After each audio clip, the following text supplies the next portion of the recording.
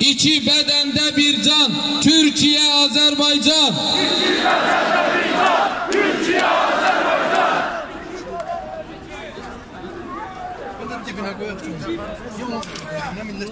Ya Qarabağ, ya ölüm. Başka yolu yok artık.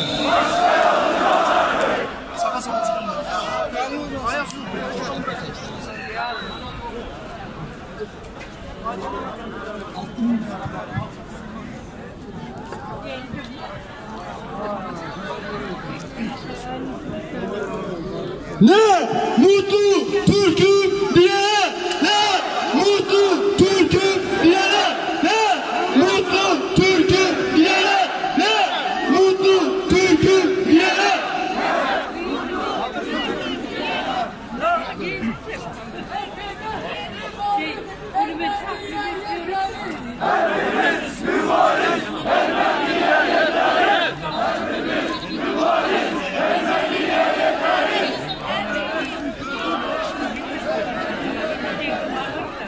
Arkadaşlar, sloganlara karşılık verelim. Rus, Fars, Ermeni, Azerbaycan düşmeni.